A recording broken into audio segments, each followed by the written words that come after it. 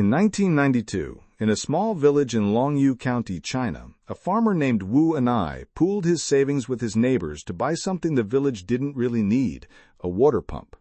The pond behind his house had always been there. Villagers called it bottomless. Nobody had ever seen the floor of it, and nobody had ever bothered to find out why.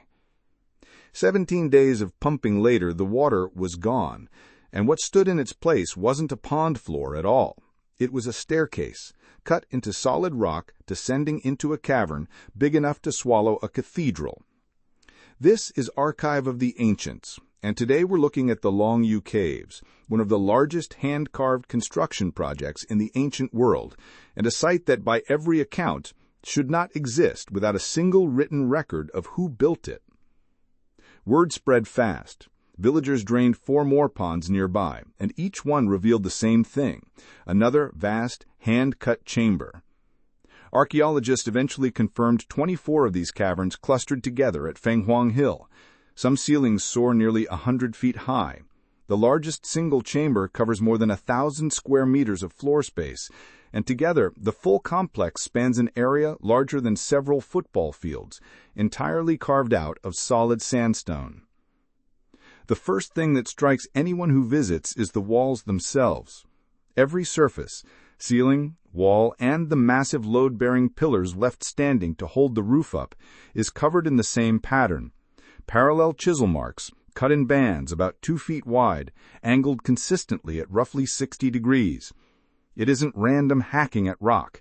It's a deliberate, repeated technique, applied with the same precision across all 24 caves, as if a single crew or a single set of instructions governed the entire project. And this wasn't a small undertaking. Engineers who've studied the site estimate the excavated volume runs into the hundreds of thousands of cubic meters of solid stone, carved out by hand with tools that have left no trace behind.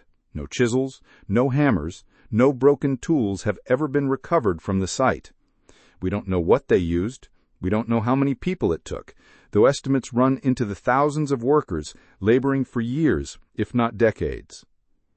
To put that scale in perspective, the largest single chamber at Longyou could comfortably swallow a cathedral nave, pillars and all.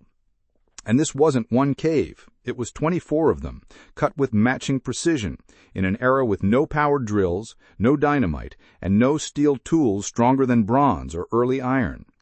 Every wheelbarrow load of stone had to come out through the same narrow entrance that water later flooded back into. Here's where the story turns strange. A project this size, this labor-intensive, this long in the making, should leave a paper trail. Ancient China kept meticulous records. Dynastic histories logged wars, floods, harvests, court intrigue, even minor construction projects in provincial towns. But search every surviving record for any mention of a massive quarry or underground complex at Longyou, and you'll find nothing. No imperial edict ordering it built. No local chronicle describing it. The only whisper is a single 17th-century poem that references the site in passing, centuries after the caves were apparently already old news, and offering no explanation of their origin at all. The engineering itself raises its own uncomfortable questions. Several of these caverns sit close enough together that their walls are, in places, barely a few feet apart, and yet the builders never connected them. Cutting a short passage between 2 neighboring caves would have taken a fraction of the effort already spent carving each one from scratch. Instead, every single cave stands completely sealed off from its neighbors, each one a self-contained sealed void, as if connection itself was something to be deliberately avoided. The best physical evidence for dating comes not from the stone, but from what settled at the bottom of the caves after they flooded. Pottery fragments recovered from the silt have been dated to between 206 BCE and 23 AD, placing the caves at minimum in the window of the early Han Dynasty and possibly earlier. That would make them roughly 2,000 years old. But pottery in silt tells you when mud accumulated, not necessarily when the caves themselves were first cut. The true construction date remains an estimate, not a certainty. So who built the project this massive, and why does no record survive? Researchers have circled a handful of theories, none proven. One holds that the caves were an imperial quarry cut to supply stone for palaces or tombs elsewhere, which would explain the scale, but not the total silence in the historical record, since state quarries were rarely kept secret. Another theory suggests military or defensive purpose, hidden underground staging grounds or storage, built quietly and deliberately left out of official chronicles. A third points toward ritual or funerary use, chambers meant for a purpose so significant or so politically sensitive that mentioning them was forbidden. Every theory runs into the same wall. Whoever organized a labor force of this size, over years of continuous work, had the power to command thousands of people and the resources to feed and house them.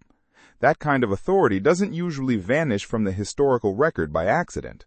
If the silence is deliberate, something about this project was worth erasing completely.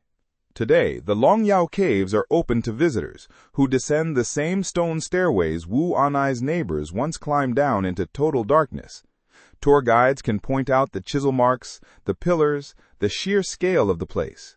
What they can't do is tell you who ordered it built, why it was hidden so thoroughly, or where a mountain's worth of missing stone actually went.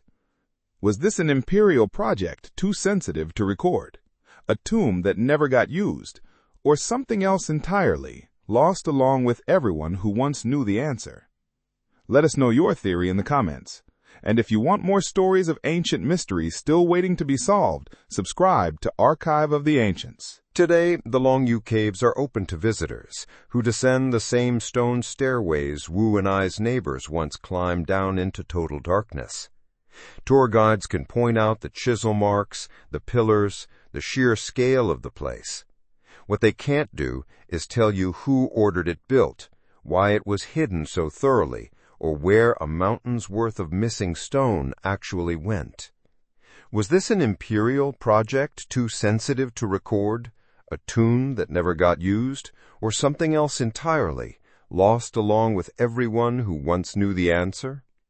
Let us know your theory in the comments, and if you want more stories of ancient mysteries still waiting to be solved, subscribe to Archive of the Ancients.